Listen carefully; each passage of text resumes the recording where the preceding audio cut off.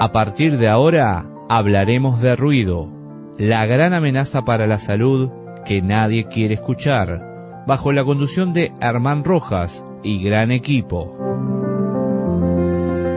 Bienvenidos a este espacio dedicado a la salud pública y a la convivencia. Hoy nos acompaña Juan Carlos Maldonado, delegado de la Junta de Acción Comunal de Teusaquillo, que ha sido una voz crítica sobre la iniciativa y el activismo en galerías. Juan Carlos, gracias por estar aquí. Hoy queremos entender cómo se transformó ese barrio residencial y se convirtió en una zona de impacto.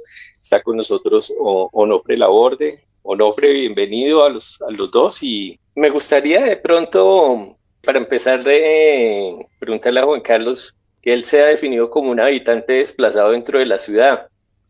Y tengo entendido, por lo que he sabido, que él lleva muchos años viviendo en galerías. ¿Y cómo es que ha sido ese proceso de ver como un barrio que pues nació residencial, tradicionalmente residencial en Bogotá, finalmente se absorbió por el comercio y por todas esas zonas de alto impacto y bares que están en la zona? Antes de continuar y cederle la palabra a Onofre. Bueno, gracias, Hernán. Gracias a el señor periodista de Uruguay. Mi nombre es Juan Carlos Maldonado Conrado. Yo soy originario de la costa caribe colombiana. Llevo casi 40 y pico de años viviendo en Bogotá desde que vine a trabajar y a estudiar. Y siempre he estado en el entorno de lo que es Teusaquillo. Teusaquillo es una localidad de Bogotá, la capital, donde está hoy figurando geográficamente casi en el centro de Bogotá, por las extensiones que ha tenido Bogotá hacia el norte, hacia el sur, hacia el occidente, hacia el oriente. Es una localidad que geográficamente es muy estratégica y que en un principio todos sus barrios fueron residenciales porque pues allí se desarrolló la política y todo aquello que hubo después de la iniciación de la República de Colombia. Era un barrio que contenía una localidad que contenía varios barrios, entre los cuales está Galerías. Galerías siempre se distinguió por ser un barrio residencial de casas inmensas, bonitas, una arquitectura y uno que otro comercio, como fue en una época el almacén Sears. El almacén Sears norteamericano, que estuvo mucho tiempo en Colombia y luego en los años 70, 80 cerró y migró. En Galerías, como digo, era un barrio residencial donde la población básicamente era de personas que han vivido toda su vida allí en sus casas, personas que habían trabajado con el Estado, personas que tenían unas actividades pues académicas, en fin, un barrio residencial. Pero poco a poco el comercio fue invadiéndolo y no hubo ningún tipo de regulación y llegamos al momento en que estamos hoy. Hoy somos un barrio invadido totalmente por los establecimientos de comercio y básicamente por establecimientos de comercio de rumba, ¿sí? Tenemos cerca el Estadio Campín, que es el principal estadio de Colombia, ¿sí? Lo tenemos a 2 cuadras y también ha tenido un desarrollo en ese sentido porque pues ya, como todos sabemos, el fútbol se ha convertido en una pasión, pero incontrolable, y eso no solamente sucedió en Inglaterra cuando los hooligans, o en Argentina con los problemas que hay allá también, sino que también parece que en Colombia se copió y nos ha hecho la vida imposible en el barrio Galería por todos los componentes que les estoy hablando, ¿sí? El comercio desordenado, el tema de los bares, discotecas, restaurantes, que se manejan sin ningún tipo de control en cuanto a ruido, y fue absorbiendo todos los lugares residenciales, fueron transformados algunos en edificios adecuados para ese tipo de actividad económica. Debido a esto, pues, yo viví ahí alrededor de 15, 20 años, cuando todavía se percibía eso que hablé anteriormente. Debido precisamente a esa invasión, tanto del comercio como de todo lo que eso ha generado, la inseguridad, ¿sí? El problema de salubridad, en fin, porque también somos invadidos por la cuestión del Estadio del Campín, por vendedores informales que en cualquier sitio de la calle, del andén, montan negocios de comida, sí, y pues causando algunos problemas también de salubridad. Pero básicamente yo me vi obligado a lanzarme como presidente de la Junta de Acción Comunal hace unos 4 o 5 años, de lo cual quedé elegido, y pues allí tratando de buscar la forma de mitigar por lo menos el tema que nos está agobiando, ¿sí? Yo trabajé con la Universidad Nacional, soy pensionado de la Universidad Nacional de Colombia, y pues me quedaba cerca para mis actividades en esa época, y eso pues para mí fue un gran motivo, ¿sí?, de instalarme y vivir allí. En el tema de ya el desarrollo de lo que es la parte social, la parte comunal, ¿sí?, como presidente de esa junta del barrio Galerías, he venido siempre luchando para que se adopten todas las normas que existen alrededor del control de establecimientos y de todo lo que sucede allí, pero no ha sido efectivo, ¿sí? No quiero hablar del componente que más afecta, que es el componente de la corrupción que existe entre autoridades administrativas de policía. Simplemente me voy a referir al tema de que ha sido incontrolable. Ha crecido y sigue creciendo. Y eso ha evocado que muchas personas como yo tuvimos que emigrar por problemas de salud de mi familia, por problemas de inseguridad, fui amenazado, por problemas de lo que podemos decir, pues, calidad de vida. A pesar de que existen algunas actuaciones de la justicia colombiana, como del Tribunal Administrativo de Cundinamarca, que en segunda instancia, sí, a través de una acción popular que nosotros como habitantes y residentes del barrio Galerías planteamos, sí, hicimos, en segunda instancia fuimos protegidos en nuestros derechos colectivos e intereses del año 2018. Sin embargo, una sentencia de un tribunal tampoco ha tenido incidencia en el tema, porque como lo que dije anteriormente, sí, es un tema que conjuga varios componentes: corrupción, desinterés, negligencia, sí, falta de voluntad política, en fin. ¿Por qué? Porque ahí se manejan muchos intereses económicos, políticos, politiqueros, y pues obviamente el poder está concentrado en eso, y pues ha sido un imposible. Debido a esto, pues como le dije, tuve que emigrar, y cuando con una amiga que el doctor Hernán conoce también, con él inclusive, estuvimos en 1 o 2 sesiones en el Senado de Colombia, donde estaba cursando en ese momento el tema de esa ley 2450, la ley contra el ruido.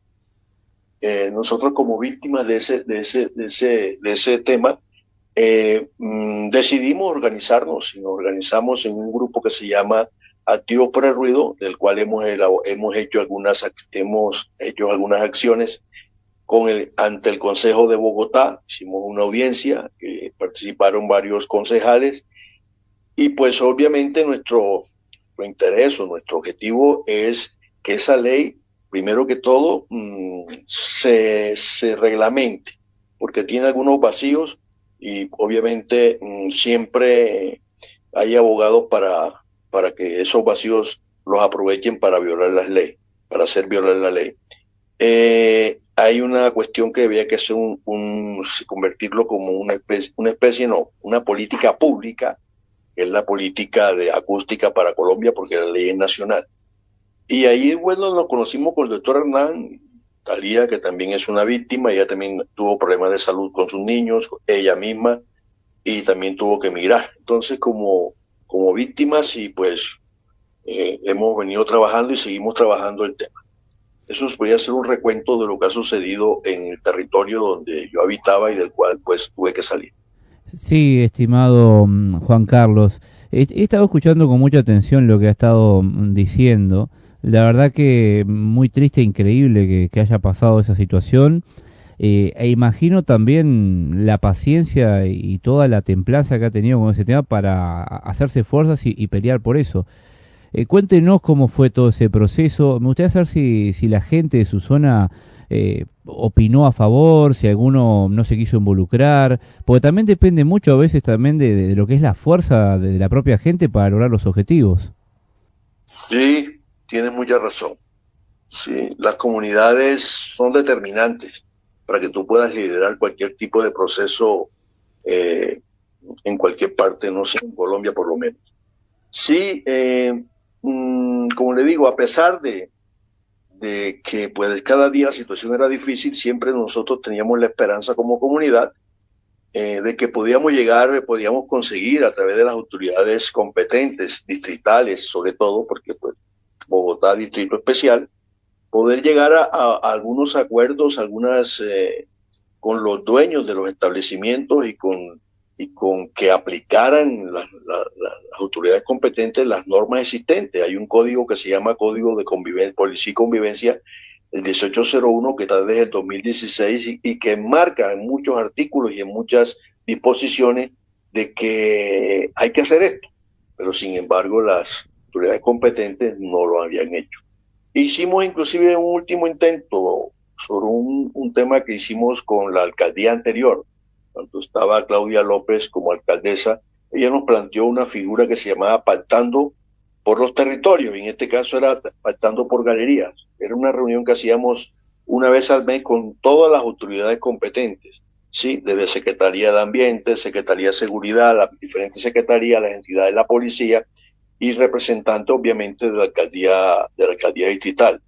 Eso fue una reunión por un año y se hizo el pactando, se firmó por las autoridades del momento.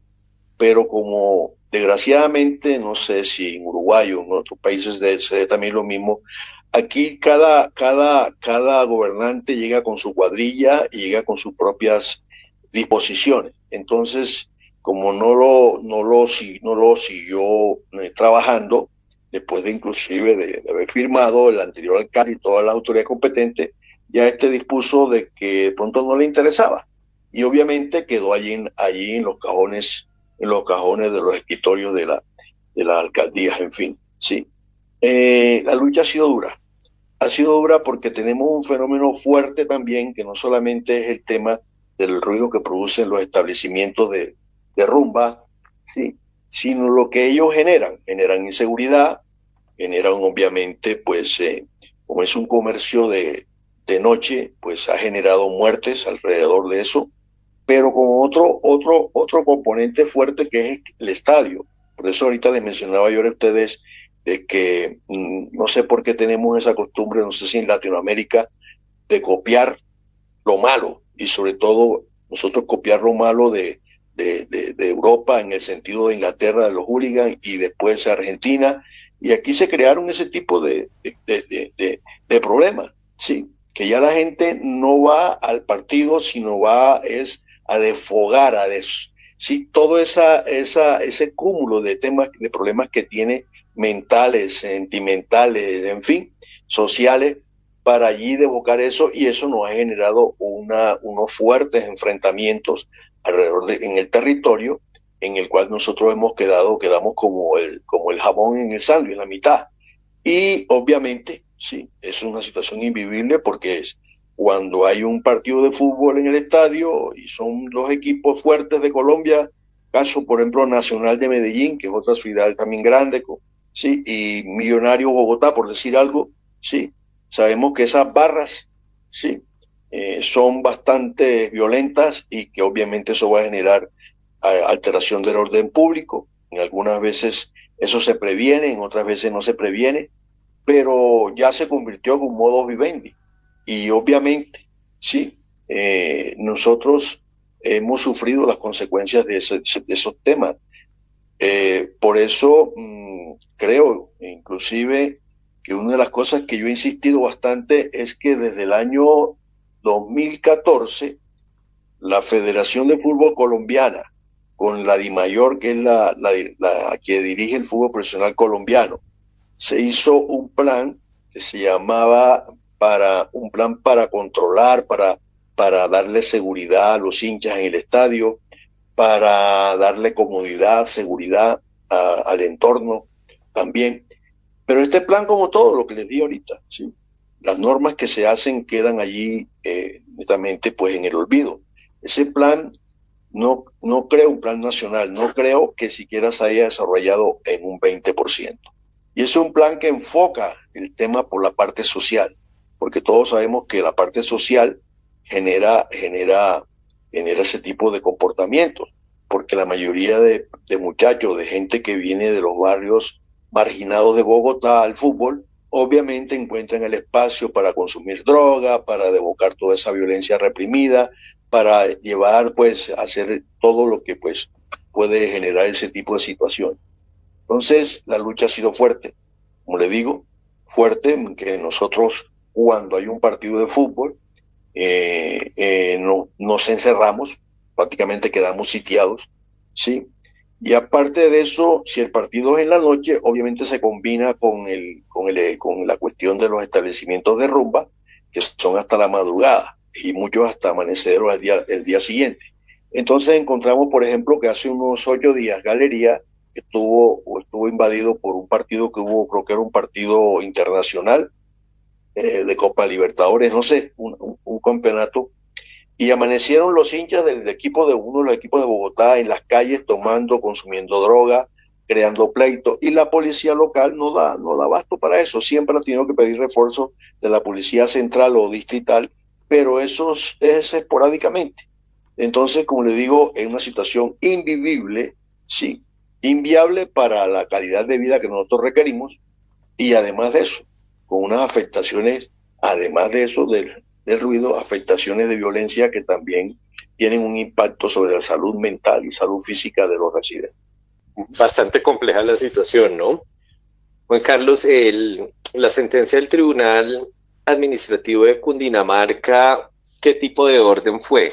¿Fue una orden administrativa? ¿Fue una orden judicial? ¿Qué tipo de orden fue? Judicial. Judicial porque fue... Y era una orden judicial clara. Sí, claro. ¿Y por qué fue insuficiente para que la alcaldía actuara? ¿Y qué decía la orden? La orden, ya lo tengo aquí a la mano. Primero fue un pronunciamiento del juzgado donde se entabló la acción popular, el juzgado 56 del circuito Bogotá. Luego, pues, en donde se demandaba a la alcaldía local, alcaldía mayor y a la Secretaría de Ambiente por lo que les he contado. Posteriormente, esas instituciones apelaron y esto se fue al Tribunal Administrativo de Cundinamarca, en donde también después de un tiempo fallaron a favor de nosotros, en donde dice que se protegen los derechos colectivos y los intereses de los residentes del barrio Galería, ¿sí? Pero, como le digo, sí, eso quedó en el papel, porque en la realidad, en el ejercicio, pues, no se ha dado nada. Sencillamente, algunos hago que hago, pero no hago nada. Porque hay una figura jurídica que dice que son los controles que tienen que hacer las entidades competentes a los bares, a los diferentes sitios, sí. Pero eso es un protocolo, porque de verdad erradicar no han podido erradicar, cuando allí habla muy claro la sentencia de que hay que erradicar a aquellos que no tengan verdaderamente la situación en cuanto a lo que los compromete esta sentencia, ¿sí? La cuestión del ruido. Pero, Juan Carlos, una pregunta. ¿La sentencia del Tribunal Administrativo tenía implícita alguna consecuencia de tipo legal si no se cumplían los objetivos de proteger los derechos de la ciudadanía? Sí, claro, porque eso eso tiene una figura jurídica que es la que nosotros hemos intentado aplicar. Dentro de esa sentencia, la última, ¿sí? Habían algunas cuestiones que planteaba el tribunal, que había que hacer una rendición, la alcaldía local tenía que hacer una rendición cada 3 meses al juzgado, sí, donde salió la primera sentencia, sobre qué aplicación había tenido esta nueva sentencia, ¿sí? Eso se hizo durante un semestre. Cambió el alcalde y obviamente ya se olvidaron de eso. Nosotros derechos de petición, sí, con tantas cosas, pero la verdad, esta sentencia, esto fue manejado por una persona habitante ella y su esposo fueron quienes hicieron la demanda. Y la cosa, por no tener nosotros un asesor jurídico, porque pues sabemos que los abogados, nadie trabaja por cuestiones sociales, trabajan simplemente siempre por honorarios, y el tema quedó un poco abandonado en ese sentido, pero hay una acción de cumplimiento que se violó. Esta es una acción de cumplimiento que ha violado tanto alcaldía local, Secretaría de Ambiente, como de Secretaría, como alcaldía distrital. Ellos siempre, lo último fue hace alrededor más de un año, en donde mostraban que sí habían cumplido con lo que les disponía la sentencia, que cada 3 meses rendieran un informe al juzgado. Pero eso siempre era lo mismo. Visitamos, sellamos por 3 días, tal, pero no había una coherencia ni era consecutiva. Es decir, el proceso tienen sus etapas, ¿no? Entonces tienen que seguirle esas etapas. Y simplemente hacían una etapa y de ahí de eso hacían el informe y seguía lo mismo, porque a los 3 días volvían nuevamente a funcionar sin problema, porque se había cumplido la sanción. Y como les digo, hay un desacato que llaman judicialmente un desacato, pero como esto está en manos, es decir, está dirigido a un habitante con su esposo, no sé por qué razón ellos abandonaron y nosotros a veces, inclusive para poder tener nuevamente la sentencia hace unos días, tuvimos que recurrir a un derecho de petición al juzgado para que nos entregara la sentencia, porque no sé qué pasa allí. La verdad, yo he estado como presidente de la Junta, estuve tratando de hacer algo, hablé con una persona un abogado que fue quien la hizo, pero él se fue del territorio, y ahora con el tema del ruido nos volvimos a encontrar, pero obviamente él me dice, pues, para asesorarnos, en fin, en esa época hizo algo así como económico, ahora me estableció un dinero que muy difícilmente podemos tener nosotros como junta o como organización. Lo que sí es cierto es que lo que me preguntaba, disculpa, es que el nombre del señor de Uruguay, ¿cómo es? Onofre. Bueno, sobre qué respaldo o qué acción que ha tenido la comunidad, ¿no? La comunidad en principio, y si nosotros hicimos algunos tipos de manifestaciones o concentraciones de protesta ante la alcaldía local, en fin, pero se desgastó, sobre todo porque la población que vive allí es una población ya de edad, ¿sí? Y que pues ha preferido encerrarse en su casa, ¿sí? Para poder sobrevivir, ¿sí? Porque realmente pues se desgastó. Lo último que hicimos así fue el Pactando por Galerías, que eso fue hace 2 años, cuando estaba Claudia López de alcaldesa local, la alcaldesa distrital. Y de ahí para adelante, pues las convocatorias que uno hace, las invitaciones, sí, francamente la ausencia es bastante grande. La participación es fuerte, la no participación es fuerte en Bogotá en muchos aspectos, pero aquí es bastante diciente. Hace poco estaba comentando, Juan Carlos, que las personas que habían hecho la demanda habían desistido. ¿Ellos tuvieron que irse de la zona? No, ellos permanecen en la zona porque ellos tienen unas actividades allí comerciales, como una cuestión de automóviles. Sí, la persona básicamente que aparece, que es una señora y su esposo, ella fue de la Junta, pero cuando salió de la Junta, que ya no pertenece, sí pertenece porque está afiliada, pero ya no es directiva de la Junta, ella dejó a un lado el tema, y por qué razones no sé, y ignoró un poco el tema, y solamente pues se dispuso, pues fue a hacer las quejas, las denuncias por las vías de redes, en fin, y participar en qué otra reunión.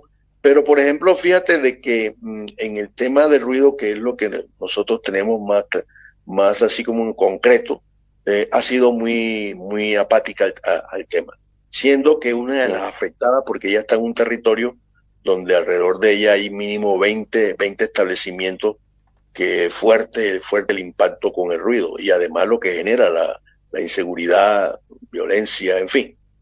Entonces, pues extraña la situación, pero realmente eso es lo que sucedió o está sucediendo con esa persona.